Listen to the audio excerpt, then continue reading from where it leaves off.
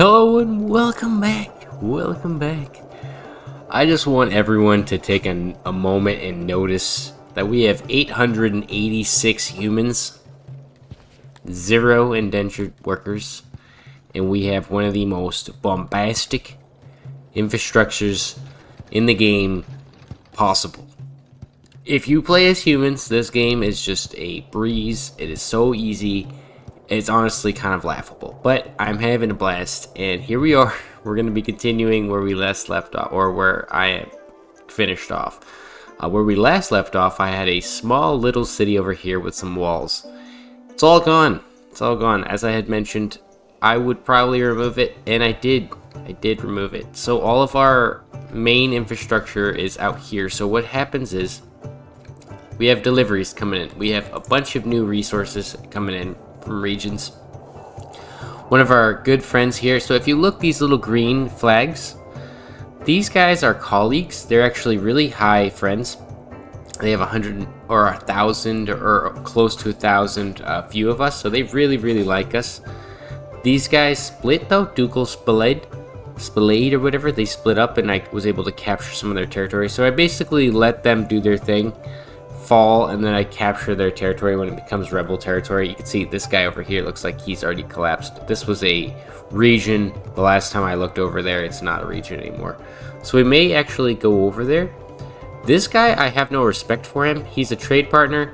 If he has that little pot symbol there, little whatever you want to call clay pot, that means we have a trade partner with him.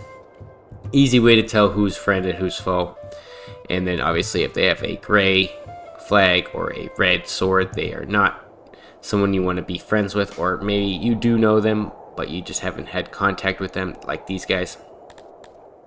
So what happens is this: we have all of our resources coming in. We have stone, wood, clay, cotton, grain from here, fruit, meat, wood, livestock, leather, all that good stuff coming from here. Harklow here looks like they're kind of unhappy. I did mean to actually send this group of guys over here. We're going to have him go sit in this region. So we have some Cretonians training up to 53%. They're going to be decently trained recruits so that we can have them kind of monitor areas, and they'll basically hold regions. The way that I've come to understand building in this game is very close to Total War. Jake very much enjoys Total War, and there's a lot of similarities. So when you're playing this game, growth is essential. So for example, you may not want to jump into these right away, or if you have a small city and you just need the grain, that's fine. You can get the grain and the apples or whatever. Eventually though, you're going to want to get your growth going. So you're going to skip all this. Don't even build them. Go straight for the city planning so that you can get your capacity up to build this next level town, the next level town, and the next level town. So the higher level town, the more workforce you have, the higher access to buildings, so the more that you can get in return. So if I go into my city, we have, I think, literally 36 or 40 or so guys here working as admins. You can see, what do we have? 14, 42 there. So we have 42 guys working as admin, and we have a bunch of them working as paper haulers. For some reason it's saying we have 0 paper. I think that might be because this building has not been allowed yet. That's probably why. This all I'm going to explain in a minute. But we have our admin, just a few admin guys, and some technology and tools being permitted to the admin guys. And we have control over 1, 2, 3, 4 different regions. And most of them are pretty well upgraded. I tried to get over here to grab this guy's region, but I couldn't feed my boys fast enough. The only thing I've been struggling with is keeping rations. Rations, for some reason, even though despite having my massive number of food and everything else, I just cannot keep up with the rations. I have to put some time towards that in the future. I also have to put a little bit of time towards law, but as I mentioned, I have so many people, and the reason why we're not at any higher level is because I keep sending troops out and then they die, and then I get more troops and my population kind of sits at this point here. Ideally, I'd like to keep getting a higher population, but the more people you have, the more potential chance you have of being raided. So that's kind of how I view it. I'm trying to keep myself from being raided while we have these big buildings. They're not really wealthy buildings, although we do have lots of supplies. I don't have a lot of things that are crafted. So I'm trying to gain a lot of these resources first and then start to build them. You can see the paper maker is one of the main buildings. We have our carpenter here. Ideally, I can get him upgraded soon so that we can have just tons and tons of carpentry coming in. And we have space for, I believe, 216 guys. So there is a lot of space for workers to work in. This area is basically the intake zone. So the warehouses here will take all of the food. This is the food warehouse. Any grain, any bread, anything like that. Oh, we don't need fish. I don't know why I have that. I thought that the humans liked fish, but they don't. They actually prefer eggs. So we're going to want space for eggs. We'll put 20 slots for that. So we do have eggs, and we do have mushrooms coming into the city as well as other things. This is the raw resources. So anything from wood, clay, stone, ore, coal, etc. It's all going here, and eventually I need to get export depots open and going. But you can see we have plenty of money, and I don't even have a depot. I don't even use them. I just sell things when I need it, and I get the money I need it. But overall, I haven't had any problems. I've had an extremely easy time. So one of the main goals is to have our little export depots in here. We're going to also have some transport depots in here.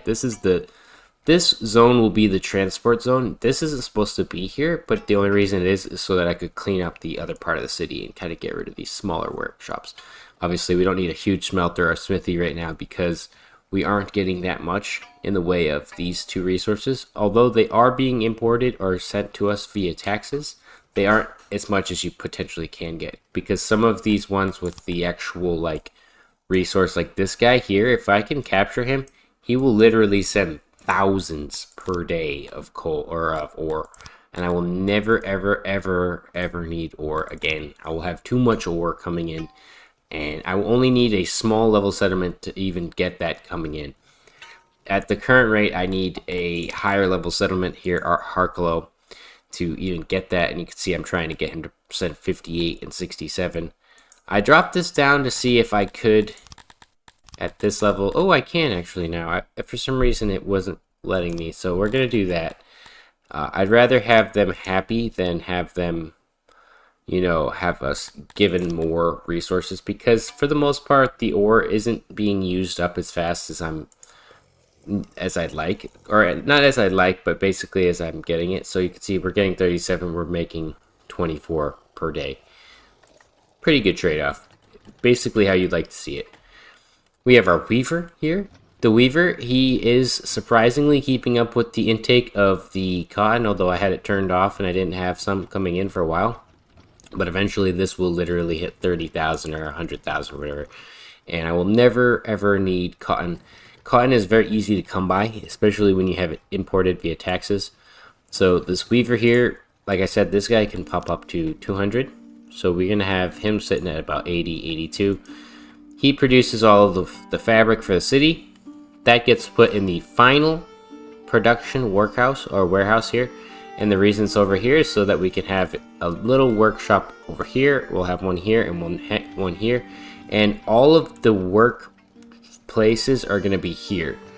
All of the people will live in here, and I'll probably move this law onto this side. I have to make a larger food stall, better access to markets, fight pits, hearths, everything. So this whole area is going to get redone.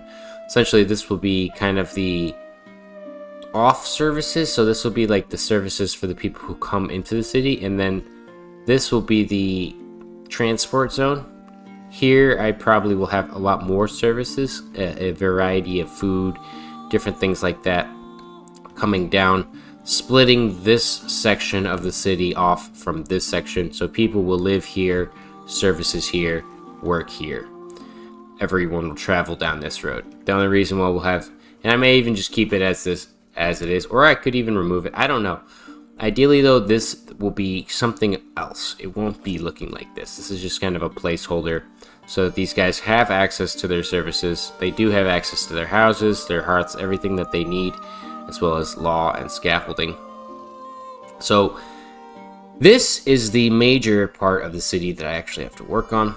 We have to upgrade all of our labs, or ideally build a large lab, kind of decide where I want the final outlay of the city or layout to be so that we can start that work. Ideally, we follow the layout here and we take these big square buildings and we work with that. I know it's not the most visually appealing, but if you take it into account that they aren't really caring about the visuals, they just want the maximum amount of things, then it doesn't matter.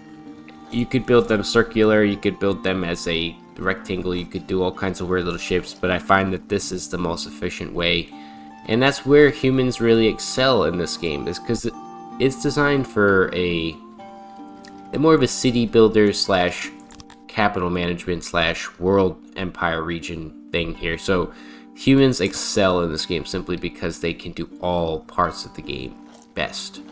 Dondarrians, they can do all the crafting and everything, but they aren't really good when it comes to negotiation, diplomacy, all that stuff.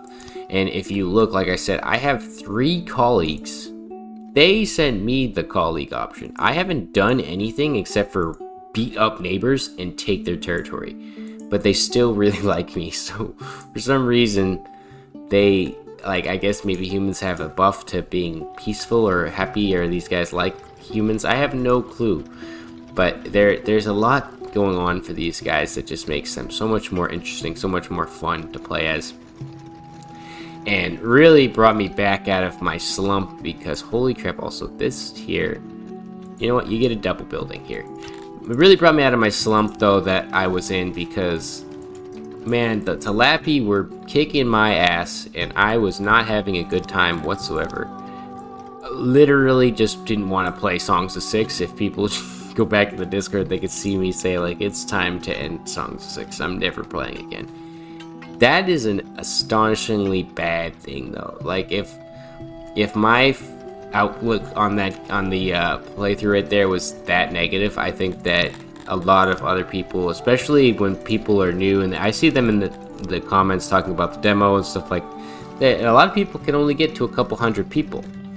I can't get past 1,000 simply because there's an artificial cap that Jake has installed right now, so that I can't really boost my population. They will eventually get there, but it's gonna take some time. And that artificial cap, I understand that it's to keep the slow mid game here, but a lot of people, and I still consider this point at the mid game. A lot of people might not consider this mid game, but as a veteran player, from 500 to over 2,500, you're at mid game. At over 3,000 people, you're in late game. Or you're in mid to late game, I'd say, because you're not even late game. This is how I determine late and mid game. If somebody decides to fight you, can you decide no and say, I'm not dying today? If that's the case, then you're doing well. I think that for the most part, I could say no to most empires deciding to fight me. If this was a different build of the game, we might have a different challenge. But there used to be armies of like 10 to 20,000 guys, or like 13,000 guys. Now we only have an army of 1,000 here. So if, for example, he did want to fight me, I could technically just purchase as many of these cheap mercenaries as I could, fight him off, weaken him down, and then we have 600 plus well-trained guys. So there's that trade-off. So we are kind of in that mid to late game, definitely, but that's more to do with the fact that I'm just kind of built like that. No offense to anyone who plays this game, but you gotta look at the numbers. The numbers don't lie, Mason. They don't lie. When you got 45,000 grain and 11,000 bread, and the only reason why I'm running low is because I'm pumping this bread into these rations right now. I do not understand where they're going though, so I gotta figure out. So the asylums are using up 1. Ration makers are making 104 per day. There is no way this jabroni here, they are using 1,200 per year. What do you mean? Why is it taking so long to fill up? It must be just because we built the new one and now they're finally catching up. But man, Jesus, I usually have like thousands and thousands of fucking rations and I don't even look at them. And then when I care about them, there's none. And I'm not even using them for anything. We're just trying to keep our troops happy. We have our little asylum over here. This is kind of like the health zone. I like the idea of having like a far off asylum graveyard zone here. You can see our tributes come in. Oh god, are they actually coming from the south? Oh god, I really hope that all of our tributes are coming in from the south. That would suck. It doesn't matter though. If they came in from the north or the south, as long as, the way I see it is, as long as they're coming into a space that I can organize. This is all for organization. It's not for anything really. The having it on the corner of the map is simply just because I want it to be on the corner of the map.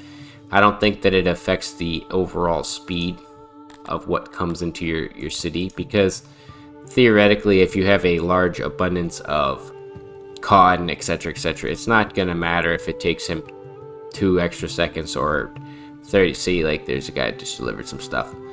It doesn't matter. We already have 45,000 grain, so if he fills it up more, it's honestly better, because by the time he gets here, some might get used up a little bit, spare some space up, stuff like that.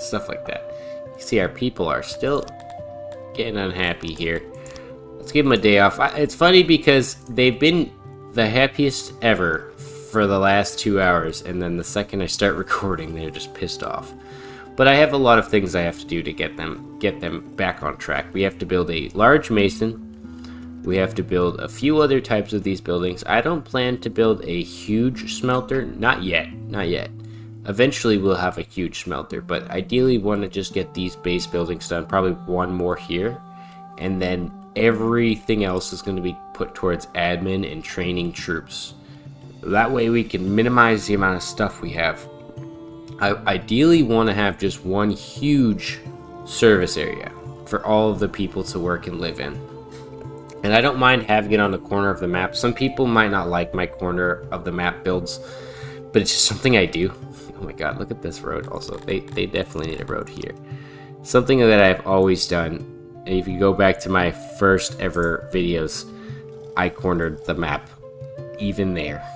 So it's something that it just makes me feel more comfortable with the way that my city's aligned. You always want to play the game to your best interest, and that reminds me, someone commented a really awesome comment on the last video. I didn't respond to it because I didn't think there was anything really to say, because they covered everything perfectly. Kind of just going over like how I built, and I will briefly summarize what they said in my own fiend way, but basically they took away from my building that it's best to build like for fun, but also leaving the future in mind, as well as like building skeleton shapes, as I'd refer to it. He didn't say any of those words, but basically for me it's build the shape or the foundation of a city. You can see there is a city here, there is something of a city, but be always prepared to move it or put something else elsewhere. That's kind of what I mean when I say get really used to using the copy tool, copy area, or room copier. That is something that is extremely useful and something I use all the time. And I've considered talking or asking Jake to try to put a copy tool inside the buildings themselves so that you can copy the overall shape and layout, or especially pillars. This guy here seems to have a degradation problem. Degradation is one of the main issues that I face as a overly large city, but matter of fact, that's probably where we could put that, and those guys shouldn't be over there. You can see that we're still kind of recovering. I had spent so much time building this area that it just kind of took me a bit of brain power, took away a bit of my brain, as I obviously exhibit here. Not being able to think or form a coherent sentence. But we're doing really, really, really well. We have an amazing city. We have a massive amount of resources, a ton of good stuff coming. All we need is gems, and that will boost those human boys' happiness all the way up. Although it looks like we're literally losing so many people. It's so funny, man. This is hilarious to me that I'm losing people at like an exorbitant rate. And this is what I was talking about as the Tilapia. I don't know if it's because Jake has put this in there at this point to kill you, because he has said in the past several times that he really wants to keep people between 1,000 and 2,000 population. And I'll say for sure that he is doing a great job at that. Because good lord, man, am I always struggling to get past the specific population. I have to do like the laborer juggle here. So you can see we've just lost over 40 guys in the last, or like 30 guys in the last couple dozen minutes I've been talking here. And eventually we'll get enough immigrants to get that back up there. But we're trying to just keep it at 875. So that I can actually feel good about my population. I'd like to hit 1,000. But Jesus Christ. Anyways, thank you guys for watching. It has been a long episode for me. Not in this part of it, but just the recording in the background, getting everything ready, beating up our neighbors, all kinds of good stuff. So, thank you guys for watching. I'll see you in the next one. Goodbye.